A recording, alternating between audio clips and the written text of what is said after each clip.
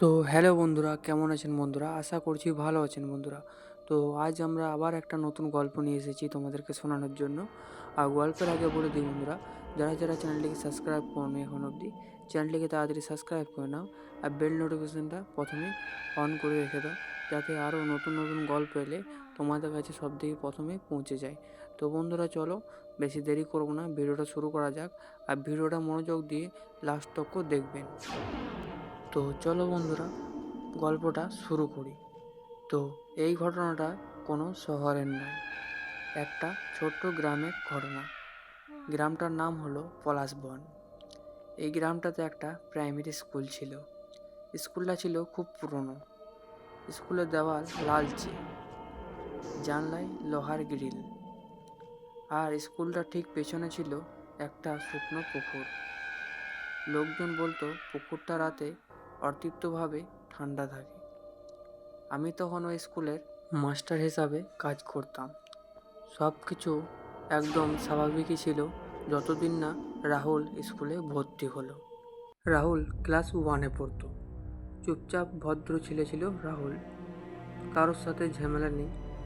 কিন্তু আর একটা জিনিস প্রথম দিন থেকেই চোখে পড়েছিল, রাহুল কখনো চোখের পলক ফেলত না, একটানা তাকিয়ে থাকত। আমি যেখানে যেতাম তার চোখ আমাকেই ফলো করত। প্রথমে ভাবলাম হয়তো নতুন বলে ভয় পাচ্ছে, কিন্তু যত দিন বাড়তে লাগলো ব্যাপারটা আরও অতিরিক্ত হতে শুরু করলো। একদিন ক্লাসে আমি ওকে জিজ্ঞেস করলাম, রাহুল, তুমি চোখ বন্ধ করো না কেন? ও খুব আস্তে বলল, শিশুর মতো গলা, ও আমাকে করতে দেয় না। আমি হেসে বললাম, কে?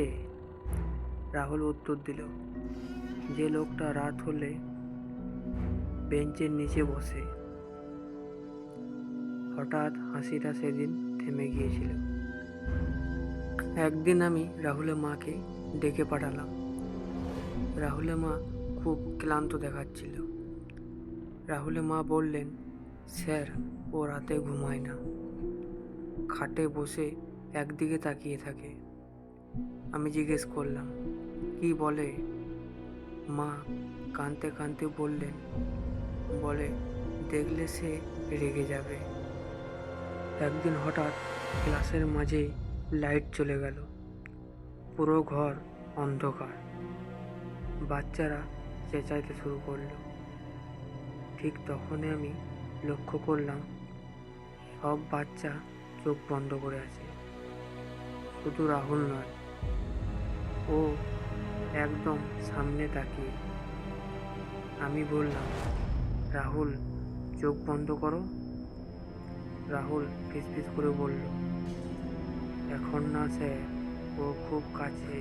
এই কথাটা বলার সঙ্গে সঙ্গে আমার শরীর ঠান্ডা হয়ে গেল, কারণ আমি স্পষ্ট অনুভব করলাম আমার পেছনে কেউ দাঁড়িয়ে আছে। আমি ঘুরে তাকালাম না। ঠিক তখনই লাইট ফিরে এলো, সব কিছু স্বাভাবিক, কিন্তু রাহুলের বেঞ্চটা খালি। সেদিনের পর রাহুল আর স্কুল আসেনি। গ্রামে বলা হলো ছেলেটা নাকি জ্বরে মারা গেছে, কিন্তু আমি জানতাম ও জ্বরে মরেনি। 1 মাস পর স্কুল বন্ধ করার আগে আমি শেষবার ক্লাসরুমে ঢুকেছিলাম। সব বেঞ্চ ফাঁকা। হঠাৎ চোখে পড়ল রাহুলের বেঞ্চের নিচে চক দিয়ে লেখা, এখন স্যার আমি চোখের পলক ফেলতে পারছি। তো বন্ধুরা, গল্পটা আমরা এখানেই শেষ করেছি। গল্পটা তোমাদের কেমন লেগেছে অবশ্যই কমেন্টে জানাতে ভুলবেন না।